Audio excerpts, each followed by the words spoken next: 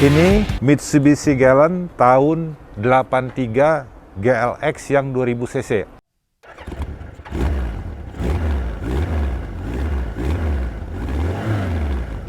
Artinya ini dia ada dua tipe, GL 1600 cc 4 speed tanpa RPM. Ini udah 5 speed RPM dan option-optionnya cukup bagus untuk di tahunnya. Jadi dari kondisi standar ini sudah banyak perubahan di optional GDM. Lampu sen, corner lamp ini GDM punya, warnanya kuning. Kalau yang lokal punya ini putih, ininya kuning, tapi ini kuning semua.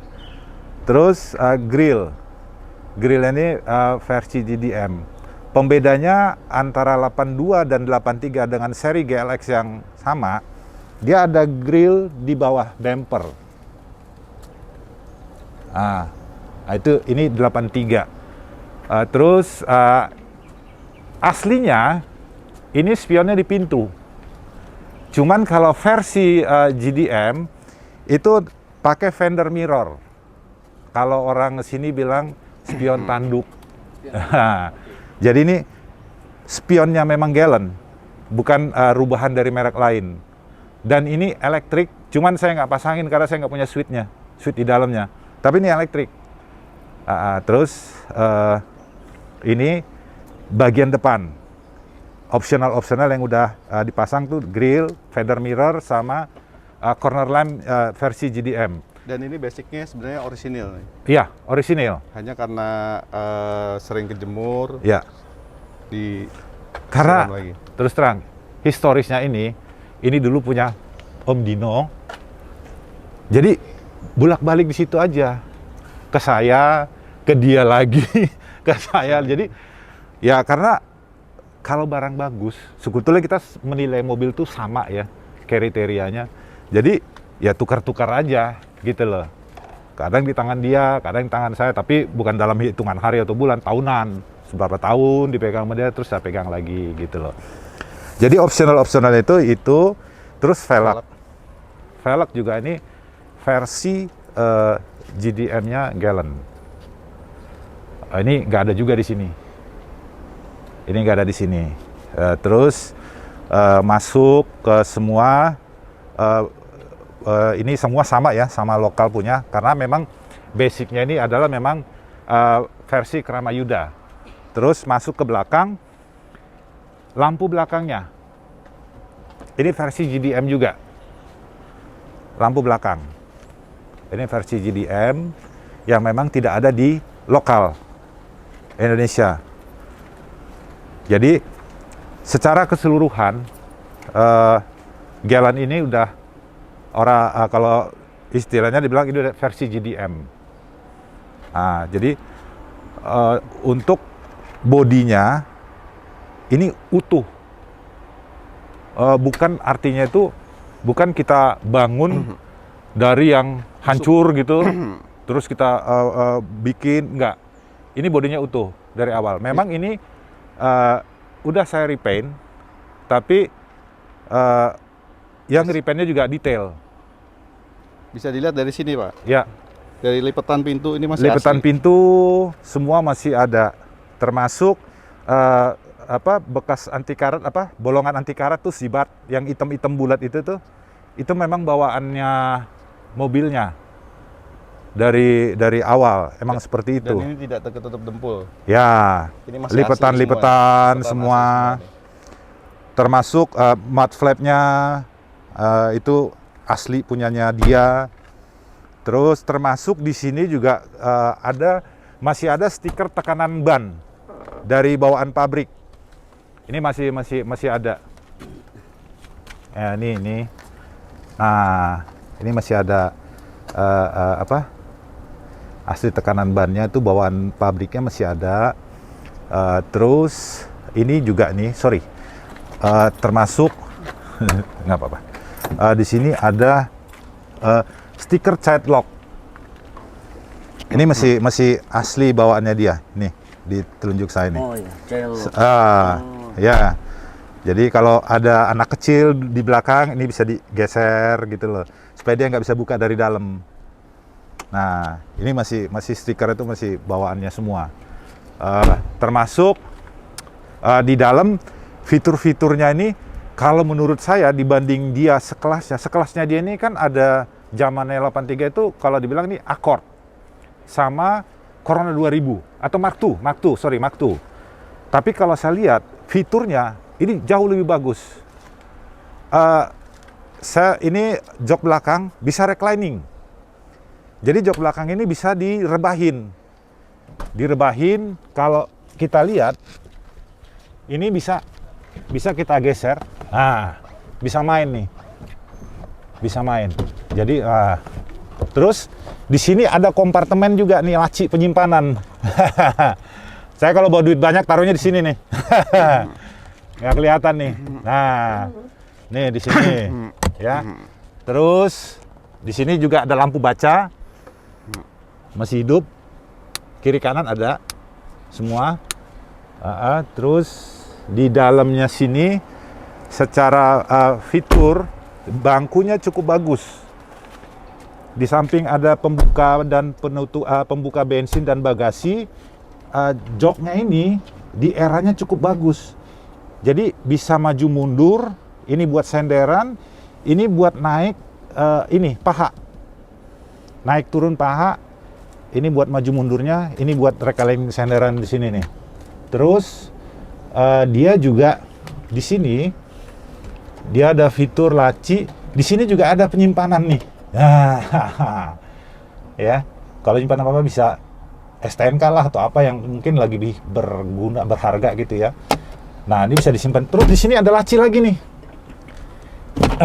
Di sini ada laci. Nah, kebetulan lacinya ini ada isinya. Jadi ada isinya. Ya. Ini ada lacinya. Terus di situ juga ada isinya, lacinya nih. Ini juga bisa dibuka nih. Nah, ini ada lacinya. Bisa dibuka, bisa diisi. Terus di sini ada untuk AC, kalau kita mau di kaki, dia ada juga nih. Dan ini masih berfungsi semua. Nah, terus dia sudah tilt steering. Tilt steering artinya setirnya bisa dinaik turunin.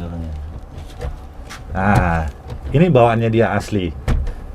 Nah, udah terus apalagi ya, AC oke. Terus ini lacinya juga. Nah, semua udah pakai lampu nih. Loh. Udah pakai lampu, termasuk di dalam sini juga ada lampunya. Iya. Jadi kalau saya bilang sih cukup lengkap ya, udah 5 speed. Dan suspensi juga udah built-in semua. Ya. Modifikasi kaki-kakinya saya pakai built-in depan belakang untuk shock breaker. Gitu ya. Terus ini juga speedometer bisa diredupin dari sini. Ada settingnya, dimmernya ini buat speedometer. Dan ini air conditionnya, AC-nya ini semua outletnya masih hidup. Untuk ke kaki, termasuk ke atas dashboard semuanya lah. Buku manual booknya masih ada. Manual book. Terus dompet pertama dari Kramayuda. Waktu mobil ini baru masih ada. Dompet kuncinya. Ya, selebihnya utuh nih mobil. Utuh. Kalau di mesin, karena tadi kan saya bilang saya alirannya natural aspirate, jadi nggak modif yang terlalu ekstrim ya. Tapi saya maunya cc-nya gede, makanya saya milih Mitsubishi Galant yang 2000 cc ini. Modifikasi yang udah saya lakukan, pengapiannya saya benahin. Ini saya pakai nggak pakai platina lagi, tapi saya pakai modul elektronik Kartronic ini nih. Jadi sebagai pengganti platina, pengapiannya dilakukan secara elektronik. Terus ada penambahan power steering, aslinya nggak pakai power steering. Terus penggantian extra fan, tadinya dia sistemnya visco fan. Kebanyakan seperti mobil-mobil dulu yang gerak belakang ya, dia ada pakai visco di sini supaya lebih enteng tarikannya, saya ganti pakai fan sebagai pendingin AC dan radiator. Ini kepunyaan Accord 82. biar tahunnya kena sama. Jadi nggak pakai yang extra fan yang model-model baru gitu loh. Tapi bekerja optimal semua. Coil saya ganti, pakai Blue Fire sudah cukup, sama kabel-kabel busi. Itu yang udah saya lakukan. Buat saya dengan perubahan atau modifikasi kecil seperti ini, buat saya sudah cukup, sangat cukup. Karena mesinnya sudah 2000 gitu, mesinnya sudah 2000, dan kalau diajak lari sih bolehlah diadu lah sama ya mobil-mobil sekarang, Sama DX yang udah kompetisi ya. jadi termasuk makanya mobil ini kadang-kadang kalau kita lagi touring di antara teman-teman yang lain bangun mesin kan puluhan juta.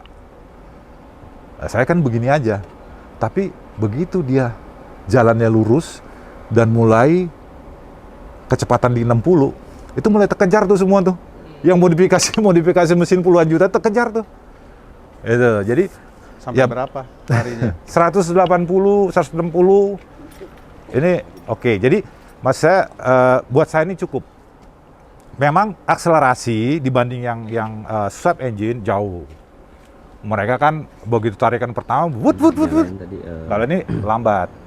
Tapi begitu masuk udah kecepatan 60 ke atas, nah dia mulai itu terus. Terasa cc-nya biasanya. Torsinya mulai kelihatan gitu loh. Jadi untuk merapat ke mobil yang lain, teman-teman yang lain yang udah swap engine tuh bisa gitu loh. Kaki-kakinya nih kalau saya bilang ini cukup gampang rawatnya karena substitusi partnya itu bisa substitusi ke Mitsubishi Kuda dan L300. Jadi masih banyak part yang orisinil yang bisa dipakai karena masih Krama Yuda. Biasanya kalau udah susah kan kita bisa cari aftermarketnya kayak ya 555 atau merek-merek lain ya. Kalau ini masih bisa dicari yang orisinilnya. Karena ya itu, tinggal kita bawa contohnya. Oh ini cocok sama punya Kuda nih gitu. Oh ini punya L300 gitu. Itu aja, tapi masih orisinil. Makanya saya pikir ya cukup oke gitu loh. Kalau mau perlu bertanya atau diskusi boleh nanti hubungin ke DXXL Garage. Terima kasih atas review mobil saya ini, Mitsubishi Galant GLX 2000 cc. Salam di atas roda.